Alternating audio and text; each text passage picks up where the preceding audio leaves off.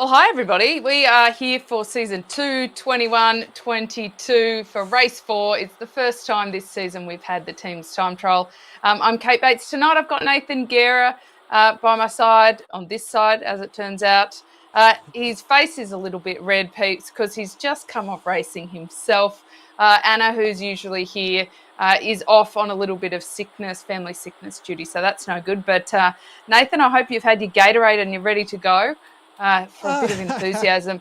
Now, I've got a couple water bottles sitting here. feeling? We might have to take a couple of seconds between. I still got the adrenaline pumping. I went to the line. I think Freytag. I don't know if you know of Freytag coming out of the Australias there, but he had an Australian flag next to his name. So I was actually going to be like, this and pretty fast. So I was closer to Seattle, so I got him at the line, a little bit close.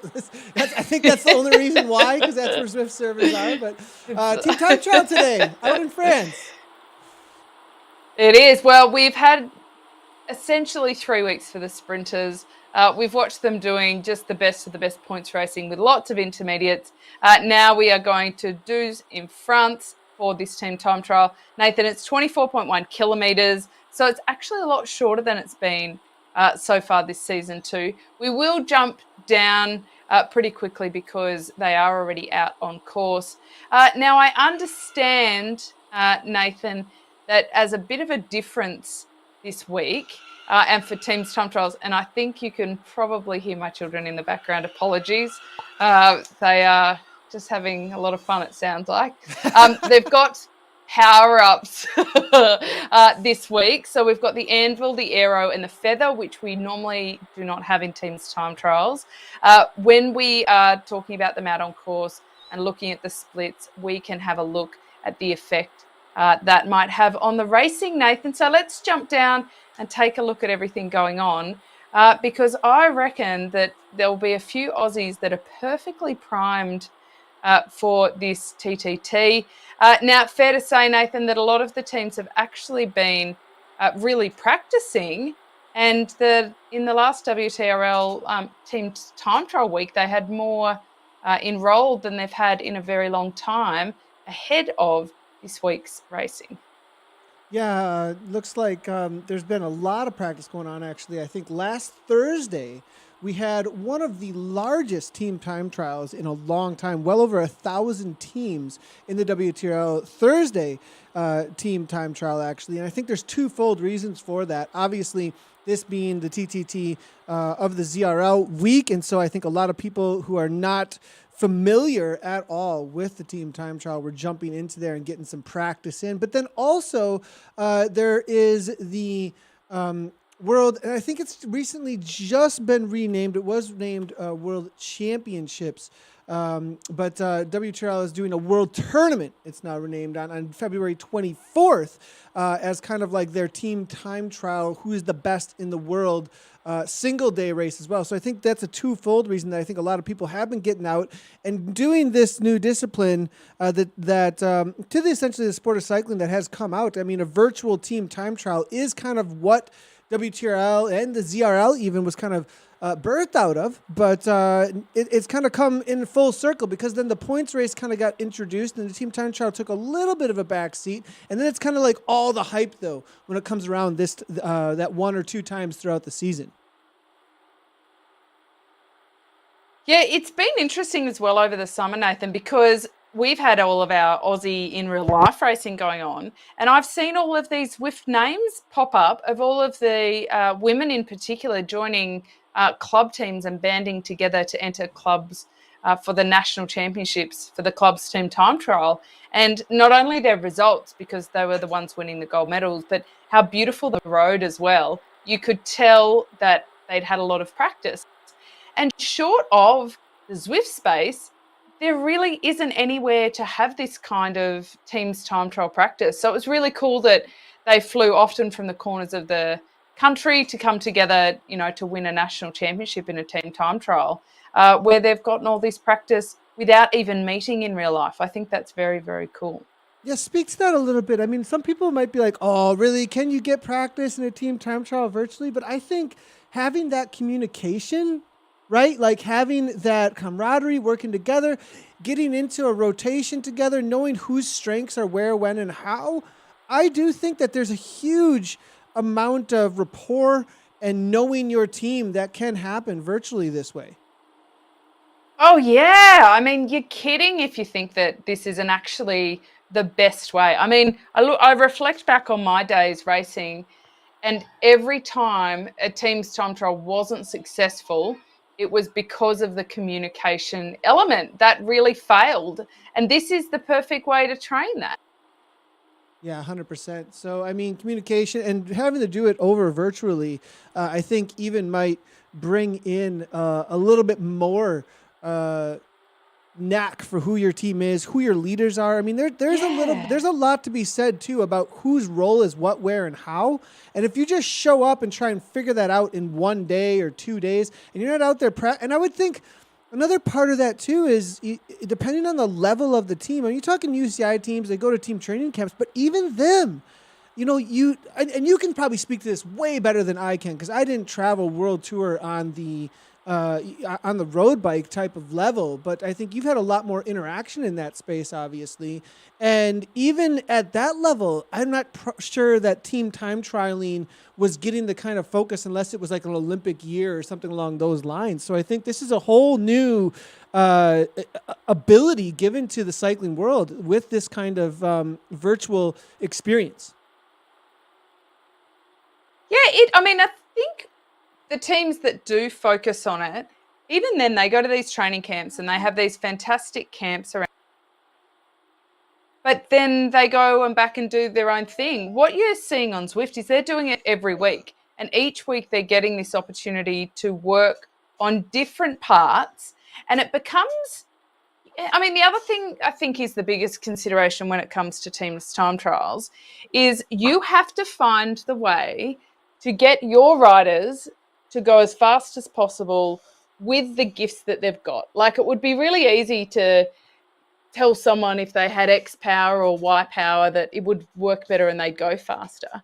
But actually, you can have some pretty fast combinations where the riders are quite diverse, but it takes quite a lot of, I mean, it's essentially kind of the way I think about it is you're trying to undo a combination lock and you have to try all of these different combinations. Now, if you don't get a chance to try them all, you might get lucky and find the combo pretty early on, but you may never. But when you're trying to do that and you have all of these opportunities for the team to jump on Zwift and try very specifically different tactics and different strategies with a number of different riders and analyzing the power and the heart rate and the drafting and all that sort of stuff. Like, it is hard to imagine that a team on the road could get better training and experience than a team supplementing that with Zwift. And I'd be very curious actually to talk to some of the coaches who work particularly with World Tour teams, but also do a fair bit of the Zwift coaching. Kevin Poulton is an Aussie coach who does a lot of the Zwift Academy coaching, and my sister does a lot of that too with him. And they have some athletes in the World Tour, but they also have a lot of athletes in the Zwift world. And I'd be really curious to understand the different balance between how they can supplement each other. We know Matt Hayman won a Paris-Roubaix off the back of a couple of months on Zwift, so that we know they can go together from a physicality perspective. But I think the strategy is a really interesting one as well. And, a very good example we are seeing here with the WTRL Caramellos, they're really beautiful and really organised. They're also making the most of the drafting effect by not being directly in a straight line, but they're moving over and regrouping fairly well, I would say, Nathan. Like, they're making sure nobody is ever in trouble and everybody's getting an opportunity to kind of use their weapons. I hope I didn't just jinx them when I said that, because Sophie's pushing a little bit fast off the front. But no, I have faith. I think what we've seen so far is a group that actually knows each other pretty well. Yeah, this is going to be the HDR Caramellos. They had a 1 minute delay. You can actually see the delays in the right hand side next to the name, so you can see who went out first. The first one, obviously, being the one with the 1 minute delay. Raven Mad went out second with 2 minutes. You actually see Herd of Wolies there went out with a 3 minute delay and are coming in at a 10:42. So the fastest team for the day should be, or at least those who I think are highest ranked would actually be where things are at. And this is where you might see some change ups in the list here, because if TBR Smile on Party come in, who are going out 9 minutes after everybody else, they're going to be the highest ranked. But if they end up with a lower split at that 6K, you're starting to see a little bit of exposure in this genre, right? Points racing might be somebody's forte. It might be their wheelhouse, whereas this might be a place where other teams can excel. And these splits here at 6, 12, and 18K are going to start telling us a story about who in this C category for APAC Div 1 are going to be the team time trialists. And they can make up a lot of points through this day specifically. And there might be some teams out here who are marking this day. And I would kind of be looking here toward what I'm seeing here with TBR Smile on. Caramellos for sure. I think Caramellos have obviously come out really hot, 9:40. They're almost a full minute ahead of somebody who's ranked better than them at that 3-minute marker here. So it'd be interesting to see how this plays out. Now I might be I may need correction here. I'm going to double check on everything I just said, because if I just told that story there and then they ended up being in the opposite order of what I'm saying, I'm going to eat my words in just a second here. But usually we start with the fastest coming on through.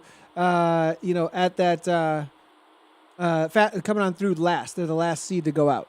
I got you, Kate. Just so you know.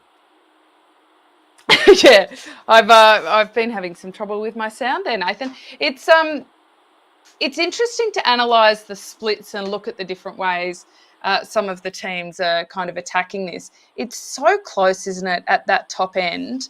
And I think it's quite interesting that we're seeing some of the tightest races in more around the C-Cat, like quite consistently across a lot of the different grades.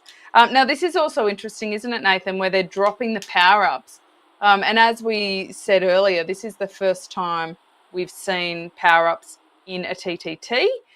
So this will be pretty interesting to see how they use it, especially if they've got different ones. And of course, they not only do they have to communicate to each other about which ones they have, but also if they should drop them, because it may make you feel a little bit better, but it could actually cause a surge that creates some problems.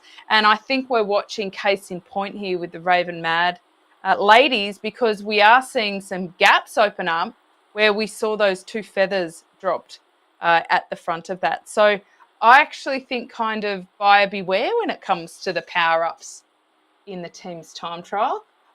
I'm curious, Nathan, do we know why they've decided to give the power-ups in the TTTs? Is that just to create a little bit more excitement? Maybe or do you think they're getting too good at it now? A little bit of excitement, maybe to gamify it up a little bit. The feedback has been mixed, that's for sure, across the board. I wouldn't say everyone's like, no. I wouldn't say that everyone's like, yes. You do get a couple of, not just a couple, a fair amount of people saying, hey, take this away. Other people saying that they enjoy it. But I think that they did want to add a little bit of strategy into the team time trial, specifically in the ZRL. Well, hold on, Nathan. Hold on. Go ahead.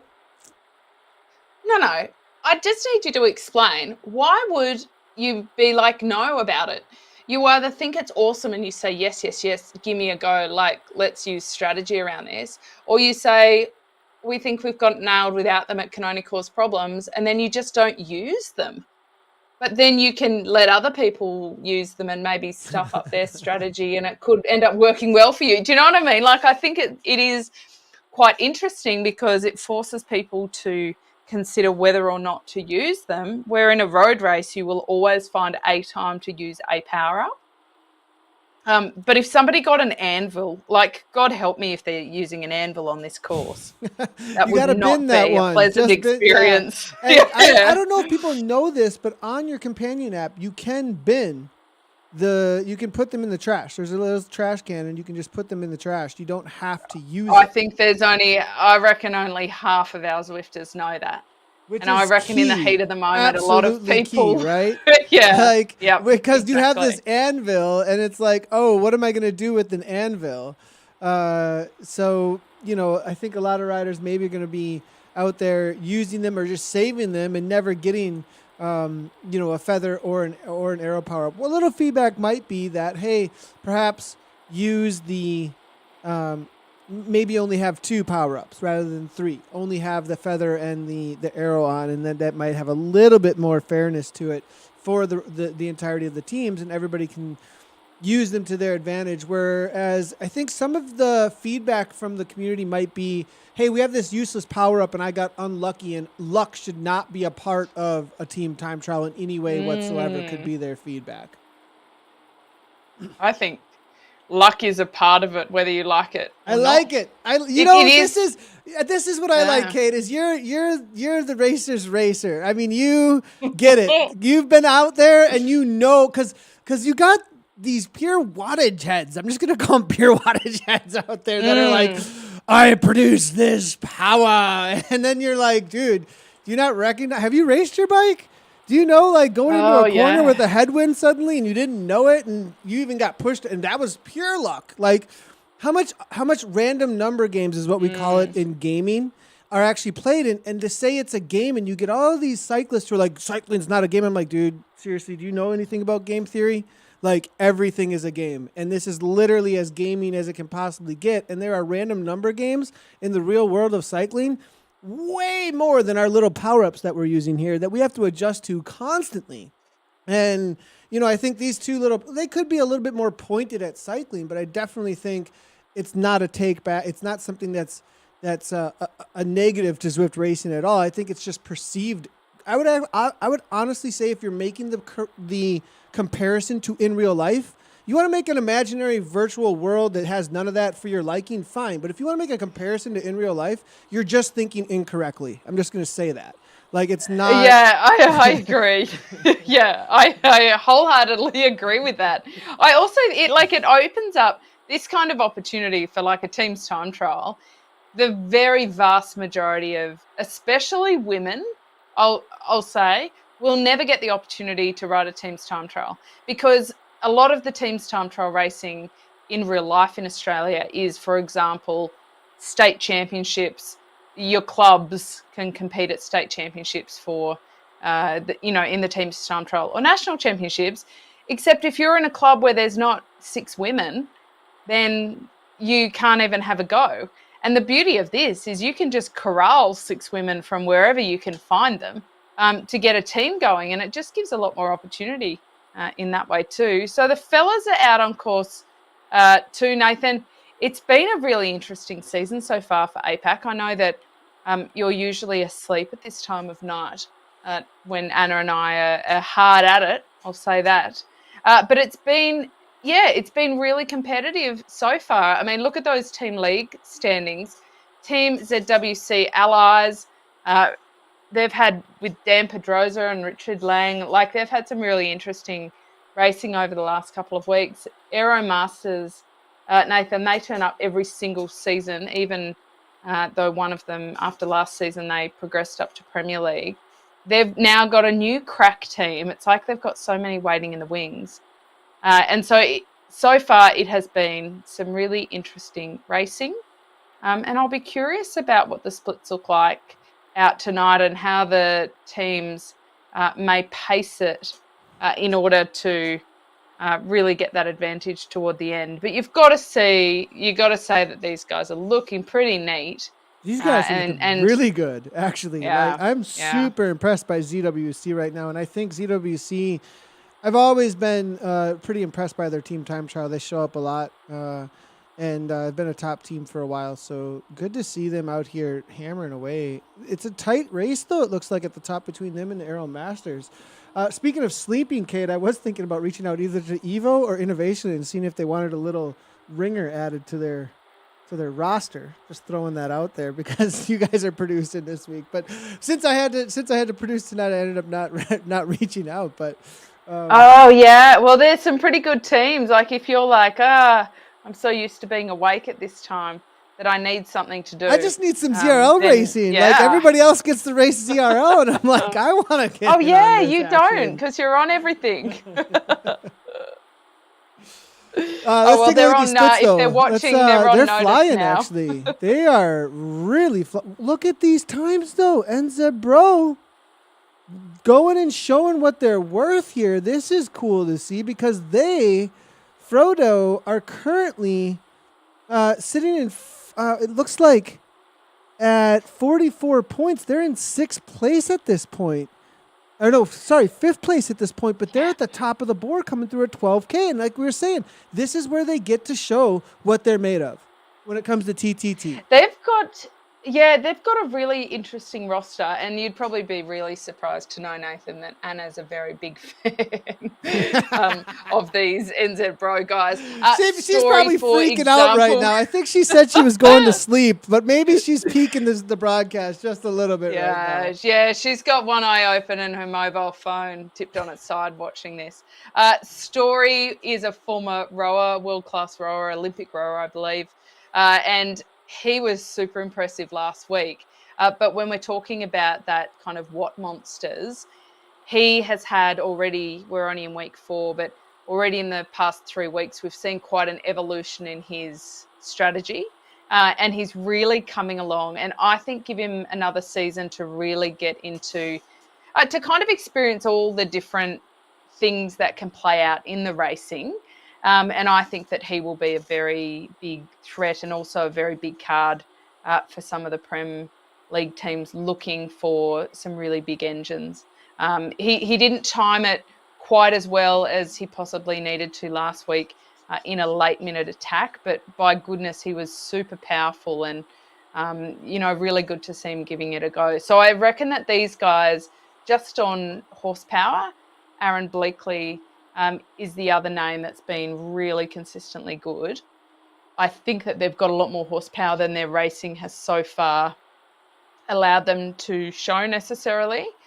So it is good that we can highlight that. And again, as we've spoken about a couple of times, the difference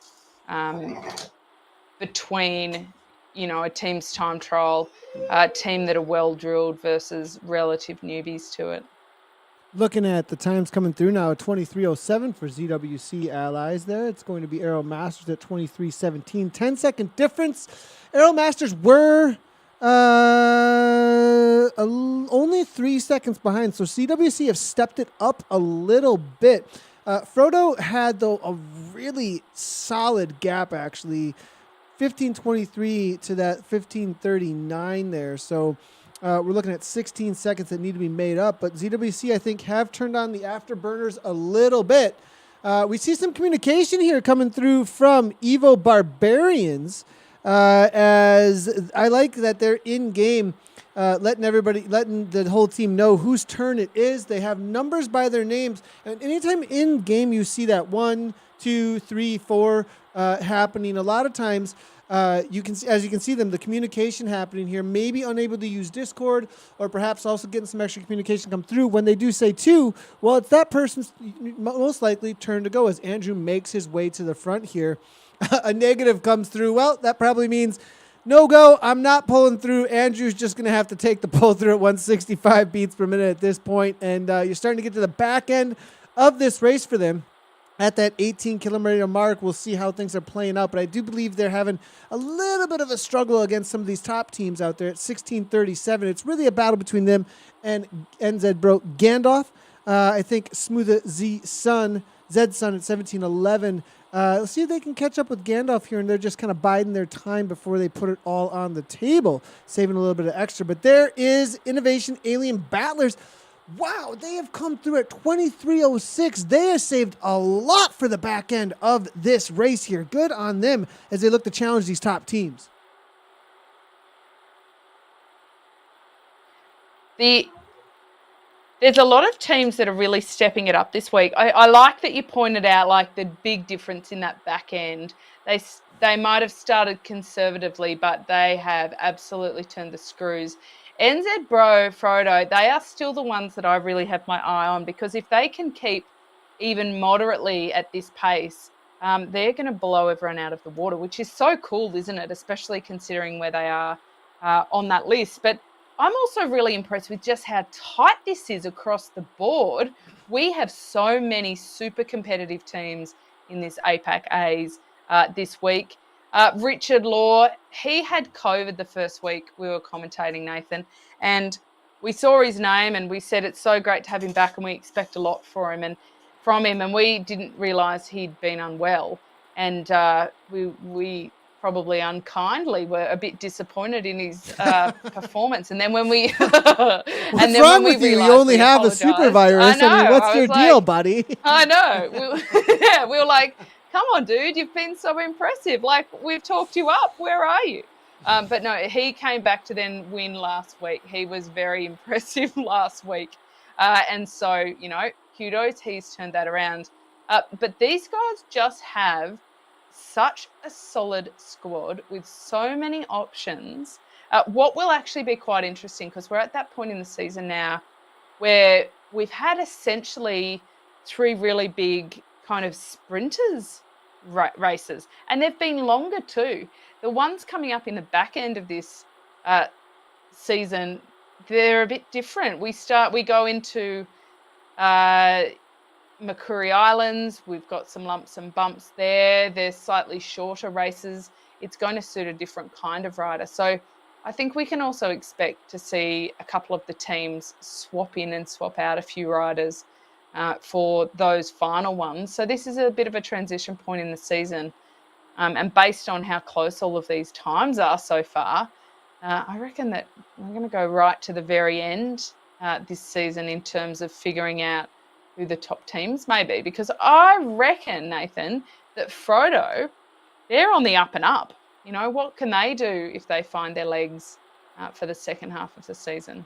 Well, it would be really motivating for them if they do take the win today. They'll go from that 51, right, to grab a 20-pointer. And if ZWC Allies or Innovation, Aero Masters, if Innovation stay where they're at as well, ZWC and Aero Masters are going to end up falling a little bit more. They'll only take a 17 or an 18-pointer if things stay the same. Look at NZ Bro Frodo right here.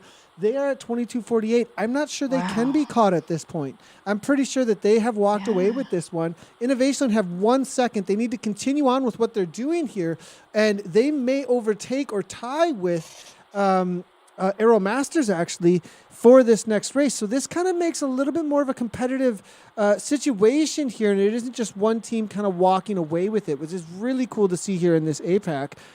So the story continues to unfold the second half of the season. The other thing to speak about there too is being a sprinter's races up front, Park Perimeter, Classic, Neoki All-Nighter, that really favored these teams, obviously, that are at the top of this leaderboard. Next up, Temples and Towers, Climbers Gambit, Richmond Reverse UCI. These are no joke courses that have a lot of climbing, a lot of punch to them. And that may favor these teams that are showing up with just a little bit more pure wattage on a TTT and give them some tactics to work with. I think this is far from over because of what we have for the rest of the season and what NZ Bro is showing us, as well as Innovation right now. Yeah, spot on. I know that NZ Bro have some smart brains behind them, and they've got a couple of teams in this A, which gives them some pretty good options, in the seasons coming up. Inc, Alien Battlers, a lot of those riders, we've seen them quite consistently now for a number of years. And riders like, or a number of seasons, like Law, like Talbot, they've got very big watts, and they can absolutely deliver time and time again on those intermediate sprints. I think they can also deliver in some of these other races we've got coming up, just because of the style of it. They're not so tough that they'll be ditched. Climbers Gambit perhaps will really push them, but they've got the kind of power profile that is consistent with going through Richmond, for example. But it's just whether they can maintain the form through the season and what the other teams choose to do. NZ Bro doesn't have that same profile across all of its riders. Bleakley's certainly the most powerful when it comes to a sprint. But what they do have is a group of really strong individuals. And if they get the strategy right and keep attacking them on those really tough parts of those circuits, like Richmond is such an easy one. We all know it so well, to see where the attack points are. They'll put them under tremendous pressure, and that could completely change the game. So we were talking about Story earlier. Just look at the power on him, Nathan. He is so comfortable at the front. This is, again, another good example of learning the art and the craft of it. He's backed off a little bit there to not push too far off the front, but he needs to be quite careful to not then have any gap going at the back. They're really pushing all the way to the line here, and there are some gaps opening up. Now, that's okay, but they do need to make sure that number cross the line and there's not too many little meters between them. Story has now slipped into second place, but they are starting to leave some people behind. It's Bleakley and Knutzer who are going to come in third and fourth there. But look at that time. I think that we are going to see a win for NZ Bro Frodo today. I wonder if they smiled when they came across the line. I think they were smiling. I reckon. I hope they smiled across that line. I don't know. I mean, come on. No. We were smiling, so they should be. If you just raced and you were smiling. Oh, man. All right. So Evo here looks like they're going to be the best of the rest, I think, is from what we're seeing here, 24-39. It is a battle, though, between them with this 24-41 with Enzembro Gandalf, actually. So we'll see what ends up playing out here between them. Going to be a tough day, I think, for Evo Wavy to hold on, because I think Gandalf have actually upped their game just a tad. Well, they brought back 1 second. It's been tight, actually, all the way through.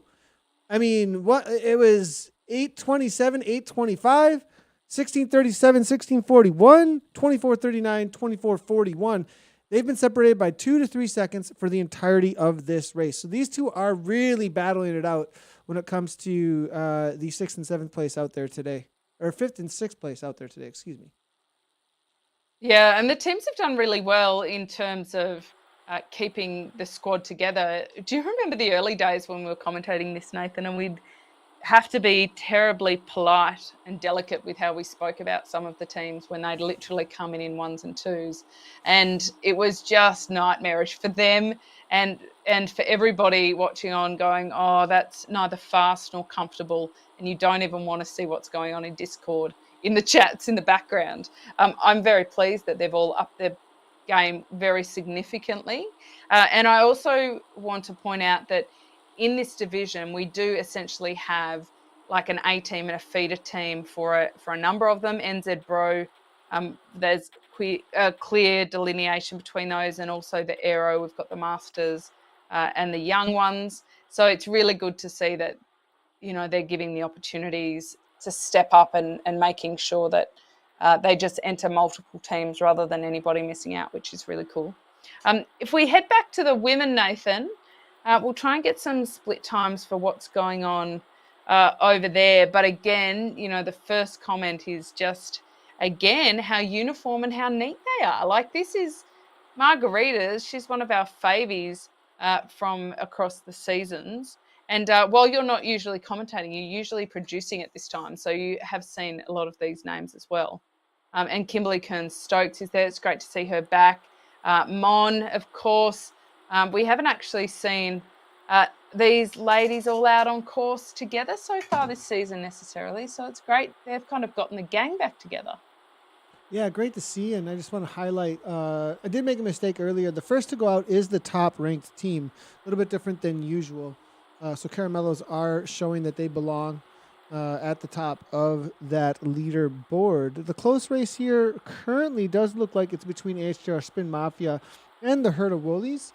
TBR Smilon now making their way to the line. It looks like a little bit of a push off the front here coming from Carey, as they're going to bring, it looks like, 5 to the line. This final stretch is so long.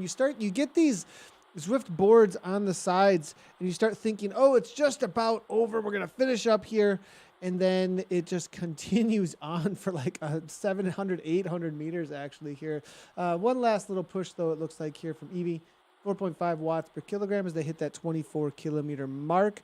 Their battle, may be able to bring back something from Raven Mad. Raven Mad finished just a little while ago. We'll have to take a look at the results, though, to figure that out, if any of these teams did fade. Back over to the Woolies, as they were in a 30-19. Spin Mafia were the ones that are chasing them, and they're at a 30-18, it looks like currently. Spin Mafia, 1 second difference between these ladies. Let's take a look at the standings currently. Is there going to be any kind of real change up because of where things are at here? As we see Woolies and Spin Mafia, it looks like might be something there to pay attention to with that 4-point gap if Spin Mafia are able to get the better of them as they look to be a little bit ahead. Chup Chup's having a really good day, and they're right in the middle of all these riders here as we go to take a look at them. And with that really good day, and they're closing in pretty quickly here. The Chup Chups here actually quite a far ahead of the Spin Mafia as well as the Woolies, and this is going to maybe bump them up nearer to that TBR Smile on, holding on to that 4th place currently. Do you have Chupa Chups in the US? I'm having a little giggle at how you're pronouncing it. I have no idea what that is. Literally. I thought Chupa Chups was like an animal. Like I was no. But what are we even talking about here? Woilies is what you're trying to say with the woolies or whatever. Woilies, man, I love it though. I love it. Chupa Chups are lollipops, by the way. Do you know what I don't even know if that's. Oh yeah. We have lollipops. Word. We definitely have lollipops. It's like a ball, like a ball of sugar on a stick. That's what Chupa Chup is. I've seen these before. I know what you're talking about. I have seen these before. Yeah. I have seen these before. Everyone's laughing at me right now for sure. And a woilie is a furry little Australian animal. That is an animal. That is an animal. It is an animal. I did see the chat here. Dawn, yes. I appreciate you coming in and giving us the encouragement to get over there. It's a shorter race today, and we definitely were trying to cover across, but these are the splits as they came in. It was tight up front, as you did say. The Bullets, TBR Smile on, and Raven Bees. It does look like it came in consistently in that order between those 3 teams. We will go over the results between them, but at 18K, it was AHDR Bullets with TBR Smile on B at 27.19. That was the gap. Raven Bees had 27.31. I think that might be the battle that could have played out between Raven Bees and TBR Smile on. We'll wait and see what the results have to tell us here. Back on over to the C's, as it does look like in with Spin Mafia, they had some time to make up. It looks like on the Chupa Chups, on the ball of sugar on a stick team. You got it. They're doing well. They're fueled by straight sugar. That sounds like a great, that does sound like a great carb loader there. Like I'm 30, 45 minutes into a hard effort. Chupa Chup, let's go. Yeah. Absolutely. Lemonade is the superior flavor, and I'll leave anybody to argue with me against that on their keyboard. Knock yourselves out. It's again, I'm going to be consistent in this comment. Spin Mafia, another team, Nathan, that are just looking really good. And I'm sorry, I just had to mute myself to yawn. That's just a reflection of my day, Nathan. They are looking very uniform. And what I'm noticing is even though these power-ups have been available, we actually haven't seen wide use of them at all. And I think like we discussed earlier, it can be a real bonus, but people might be a bit hesitant to use them. I reckon this is one of the best kits in game. Just PS. For our first fashion watch without Anna, you've got to say this looks pretty classy. This team is, at least this rider here, hence Semenko, has done an amazing job actually matching the braids to the socks and shoes with that little orange accent across the hip there. I mean, that's we just need to. Where's the runway, Semenko? Let's go. I know. I tell you, she has been a huge force in the last couple of weeks. She had a massive attack last week in New York that we thought she might pull off. So it's been really great to see her. She's a bit of a new name for us coming into this league for Tune Bike Works. I think she's Polish based on my flag knowledge, but also, Nathan, it's fair to say that we've made some flag mistakes in the past, and we probably will again. So apologies, Poland, if I've gotten that wrong. But yes, Roswitha has been a real sensation. I understand she's a mountain biker as well. And Nice. I mean, you know all about the mountain bikers, Nathan. And it shows in her racing insofar as she's very dynamic. So she's very good at the small accelerations within the bunch and really good bunch positioning. We've really noticed that in the last couple of weeks. And I don't know if that is her mountain bike background, but it is something that we often see in mountain bikers when they come across to either road or to this kind of riding. But she's very strong and she's doing a great job for the team here. And as you say, she's clearly put the effort into matching every little detail. So, she's got buy-in. I like it. Yeah. And coming out of Austria, that's the Austrian flag. Just a heads up. Oh, right. So oopsie, apologies. Look, kind of close. Oh. I bet you they love that one. Same thing. Is that what we're trying to say? Oh. No, it's not. I'm like that. I'm cringing at myself. Good to see Mashed Potato hanging out in the chat. Oh. Saying thanks always for the broadcast. Kate and Nathan, send our best to Anna, as we all do, as her family looks to recover from a little bit of sickness in the household. I know all of you are missing her voice this week, and her whiteboard probably would have had a lot more tips for you if you're watching for later today. But just bend the anvil if you need to. Bend the anvil. There isn't really anywhere. I mean, you could use it on the downhill off the aqueduct. That's really, I'm not sure that's even long enough though to really. But even if you did in team's time trial, how is that helpful? Yeah, I mean, it's just going to cause you rest. That's about it, right? It's just going to give you a little bit of rest. So, I mean, I've got some theories on how you could use the anvil in sprints and attacks, and I haven't had a chance to try it out. But my back's been a bit bung, so I haven't had a chance to try out all my theories of these wonderful power-ups. But I do think there's a very solid place for it outside of pure downhills. However, none of those theories really translate very well into a team's time trial. And yes, fair point. Maybe if up the aqueduct you are struggling to hold the wheel, then perhaps it is an opportunity for you to get some rest and roll back on. But what you have to do is let your team know that you're effectively using it for recovery and not to do anything. And even if you do sail past them, that they should just leave you, and once you have that moment's recovery, you'll jump on the back. So again, it's really all about the communication, isn't it? It is. Waiting on some of the results here. I am getting an update here, maybe a couple of minutes before we are going to get the results in just a second here. So I'm going to speak to chat here just for a second, as I am being told who I was just racing against in that KISS race. Or what did we do? We did the countryside. We were out on McCurry Islands, and there was like this, what was it? Countryside tour, I believe. Had a little bit of a punchy. There was a lot of dirt.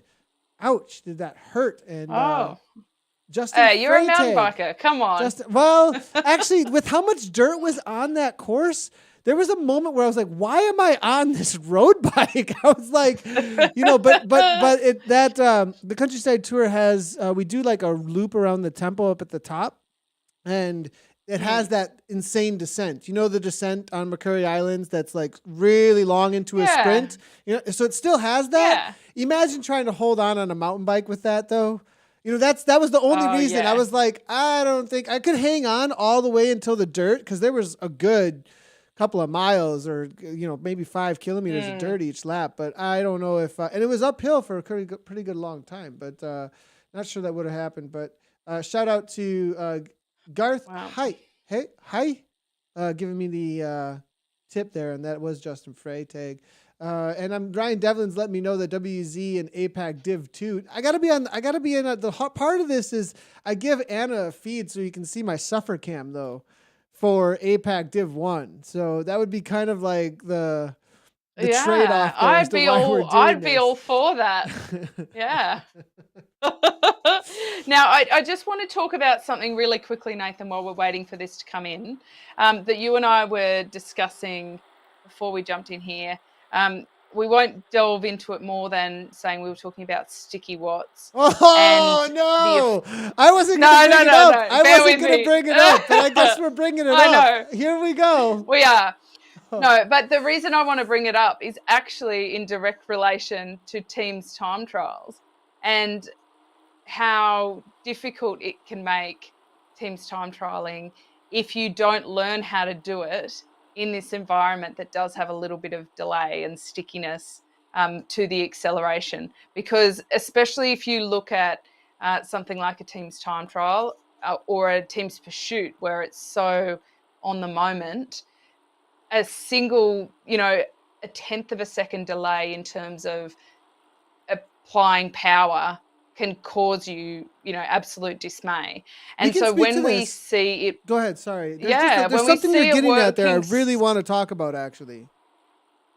Go. I just think it's really interesting because when we see it working so perfectly, all of that, whether they're conscious about it or not, is really part of the strategy and why it is working. That is quite different to, the traditional way of doing it. So please, the platform is yours, Nathan. While we wait for these you opened up a can of worms there. Like one of my responses, because there's a long thread on Zwift Insider's Facebook right now talking about this, and one of the responses I had was like, look, this needs in-depth analysis across all of the different input methods and what is the one that you're going to select for whatever reasons that you are going to select it. Currently, Zwift at the highest level in Premier Division is saying smart trainers only. My personal opinion is we need new ways to get the most accurate gauges into the game in a way that is awesome, essentially, that's really, really good and doesn't have these other issues that might be attached to them. One thing that I would say is getting controversial baits is Ryan Devlin. No, I mean, these things need, you don't, if you could take this stuff head on. And so, I think one thing I do notice during the team time trial, though, when you bring that up, when it comes to smart trainers that are around me and me using a power meter, is their ability to feather has to have this looking into the future about what I think is going to happen with my power. I have to continually think, well, my power is not going to ramp up for another 2 seconds or so. So I have to start pedaling now to get this speed out of my avatar. And then on top of that, I have to adjust my feathering to back off in time so that I don't hit that wheel or I went past the wheel. And so when you see these people backwards and forwards and they're not actually able to feather toward that wheel, it's like having my mouse let's say I'm playing a first-person shooter. I always bring this up in gaming. And I've got a mouse that I have to anticipate where my reticle is going to go based on how fast I went left and then readjust to how fast I'm going to go right rather than just point where I'm shooting. Rather than, here, I'm just going to shoot right there. And that's the difference between a power meter and a smart trainer. You have a spinning device, a drum spinning up, and then the resistance off of how fast that is going is measuring what kind of wattage it thinks is going to be there based on how fast you're spinning that drum. It's not a strain gauge, which is literally used to fly things into space. Right? This is just science. That's the best way to measure power is okay, let's use that. Now it has these other things for trying not to get dropouts and stuff like that. So it's a much longer conversation about what's the best input methods. And there's a lot of pros and cons to one or the other. If you do watch some of my streams for the TTT, sometimes I get on accident, there's a little stick coming off the back and then trying to get back. I'm not doing it on purpose, but then if I were to be using a smart trainer, you'd see me over and under, and it'd be all over the place. So I choose the one that can feather and input better, and try and manage it as best as I possibly can. So we hope to see those dual recordings. I got one right here for you, Sebastian. I appreciate it, Sebastian. No, I got one. I got you. I got one right here for you. And I was actually just testing in the KISS race, actually, right before this. It was part of the reason why I raced right before this. And one of the things that we did notice in those recordings was that I noticed in these recordings just now is how badly you're punished, actually, for having to continue your pedal stroke through on a power meter in order to not get sticky watts. And you actually still get sticky watts, but it's just on 1.5 watts per kilogram rather than on the higher watts per kilogram. And the amount of punishment that's happening for using a power meter, it's kind of like, we got to get to raw data here. We got to get to what's actually just being produced and maybe stop this anticipation to fix our connections. Because that's really what's happening there. Zwift is trying to help people not have a dropout situation, but that's for your basic user. That's for somebody who's not looking to race.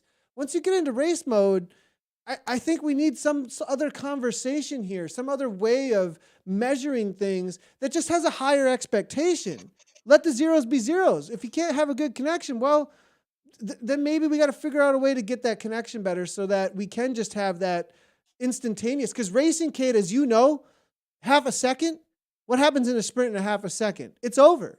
Right? You need boom. It's got to be now, not this anticipation. Is my smart trainer going to read? Sometimes it doesn't read as quickly either on those smart trainers. So I might get in a lot of trouble for everything I just said, because I think, in my opinion, the superior device is always going to be those strain gauges. And maybe we should just build them into our smart trainers. Look, it sounds like, maybe if Elon Musk is watching our stream tonight, Nathan, which is, totally possible. If he can get to space, he can build us a smart trainer with a strain gauge. He's on notice. Have we got the results through yet? We do. We actually do. We do. Excellent. Martin actually got up just for us at this time to help us out, actually. Let's go ahead. Martin's like, I'm not going to let Nathan rant anymore. I want to see results. Thank you, Martin. I appreciate it. Nathan, the bees, which we weren't watching all night, but TBR Smile On took the win there. But it was pretty tight, only 6.8 seconds to the Bullets in second. Raven Bees not too far behind again at 42.47 seconds in third. Really similar watts per kg across all three teams, which is pretty interesting as well, and just goes to show what we've been saying about how well picked these teams are coming into this. So let's take a look at the C's. C category, it is going to be that top team. Caramello's walking away with the 3:37.24, and then it's going to be Raven Mad with the 50.43. TBR Smile On in third place with a 1:02. It's going to be Herd of Woilies there in 20 with a 2:47 back, just ahead of HDR Spin Mafia 2:56 for fifth place there. Tune Bike Works, Chicks and Kicks in sixth place, 3:45 back. Evo in-betweeners there with a 5:48, finishing things out. I'm going to just see how things are playing out in that D category. It's Raven Divas at the top, Kate. Rave is doing very well this week across the board. Zed Sunkissed in second. Look how tight this is. 4 seconds, 6 seconds, 6 seconds, 8 seconds. Barely anything in it. The Dynamos were in third. The Diamontes were in fourth. And the Herd of Bilbies were in fifth. I'm sure you've heard Anna and I talk a lot about Bilbies, the lovely little animals they are. In the Easter treats you get the chocolate Bilbies. So that rounds out the women's D. So pretty tight across the board in all of the categories there, which is so great. We're in week 4 now, so it sets up a pretty good battle for the weeks ahead. Oh, Nathan, look at this. They pulled it off. They pulled it off, and they did it by 28 seconds. I think that speaks a lot to what you were saying. The second half of the season, are they just the strongmen when it comes to not a sprint effort, but more of a threshold effort? And with where we are going for this second half of the season, watch out for NZ Bro Frodo taking it down. Team ZWC Allies, they end up in second place, just bringing back a couple of seconds to Innovation Alien Battlers, who were actually coming in A little bit faster, I think, than Team ZWC until the end there, and they were able to pull it off, though, for that second. They're going to probably hold on to their top spot. Aero Masters, though, in fourth place, maybe a little bit frustrated with that 49.69. They're going to have to maybe rethink things and see how things go into the second half of the season. I think they'll still hold on to their second place, but they definitely have some teams nipping at the heels. Fifth place there for NZ Bro Gandalf, 236 back. Evo Barbarians in sixth, 245 back. And it's going to be Smooth Zed Sun with a 321 back at seventh place. On to the Bees. Smooth as sun. I love these names. The Bees for the win ahead of the AeroPress. You know what an AeroPress is, right, Nathan? Yeah, it's like a little coffee maker. Coffee? Oh, we got right. okay. Okay. Now, okay. Yeah. Come on now. Do now I know what talking. coffee is? Do I know what a coffee maker is? Oh man. Well, yeah, that's true. They were in second, the AeroPress. Innsbruck Ringers in third. Again, really tight. Like the top four within 7 seconds. Holy moly. The AHD Ballers in fourth. I'm not going to ask you if you know what that is. I don't think they're basketball players. Aerodynamics is in fifth. Aero's getting like all clever with their names this season. Cryogen Etna in sixth. WMZ Bumble in seventh. Z Sundries, they are in eighth. There've got to be some accountants in that team with a name like that. All of them within a minute, tight in 24K. Velo Club Mayo Sables, presented by Cycling Tips in ninth. And the Beers, the AHDR Beers, rounding out that top 10. Let's take a look at the C's. The C category, it's the Commodores with AHDR in first place. They're far ahead, actually, walking away with this one a little bit, 106 up. Hold on, do you know what a Commodore is while we're at this, Nathan? Well, I mean, we have the Bird, and then we also have, aren't there planes that are named Commodores as well? No, that's the Concorde, I think. But no, they're a very classic Australian car. They were anyway. Holden Commodores, no longer. Wait a second. Being made in Australia, but very, very classic. We don't have Commodores Birds in Australia. And it's also wait, and it's a band. It's also a PC too, or a video game platform. I'm pretty sure. Commodore, and it is maybe a band. Outside my demographic there. Yeah. Anywho, sorry to hold that up. Moving on. Aero. Is that the Bix? Is that what I'm supposed to say? Yeah, Bix. Like, all right, like Bickies. like shaving. Like I'm gonna shave. No, Bickies, like cookies. This is Bix are American brand of shaving product too. Oh yeah, but no, I'm thinking like cookies. Like I mean, they're cutting it close here. They're shaving it close. That's what's happening. I see what you did there. That was terrible. Arrows are racers. HDR Chargers in third. We're gonna stop now. Zen Sun leashed. They're in for fourth at 119 back. Evo Suns at one. I'm just kidding. You can go. The chopper's coming through. They're not cutting it close. We're getting the logs chopped instead here in sixth, and it's gonna be Zed Sun Real there 211 back. In seventh, TBR 46.5. I don't know. You're going to drop your chain like that, but it looks like they're ahead of 46. Not bad there in ninth. Tune Bike Works in 10th, followed up by WMZ Chasers coming through for 11th. On to the D category. Yeah, I don't think they're going to let us work together again, Nathan. The AHG Dillagaff took the win. In the Ds, the Dodgers in second, Cyclo Killers in third, and TZP Delta coming in fourth. And that is it. We got our results. We made it happen. Nice job to Martin. We got there. Yes. Thank you, Martin. Thank you for staying up late, Nathan. Next week, I've made a little note on my Post-it notes. I'm sure you have Post-it notes in the US. You are a good civilization over there, indeed. That says chopper. So next week I'm going to tell you about what choppers could mean, and we'll go into that. All right. So that's for next week. You'll tell Anna. You'll tell Anna. I'll have to stay up to watch it, or I'll race. You will and get to hear it in my ears about what exactly. Well, there's the challenge. Oh my goodness. And we're probably not talking about our teeth, but you could, because you can call your teeth your shoppers. Anyway, thank you everybody for bearing with us this evening. Nathan, thank you for staying up. and good luck with your. You need to post, I think, your little Twitch comparison to give some Oh context to what we man. were talking about before, and inform everybody a little bit. And I'll tie that in a bow right there. Martin, thanks for getting those results up. And we will see you for the next 24 hours across all the different divisions. So tune in, and the last one is America West tomorrow afternoon. So good luck racing, and we'll see you next week.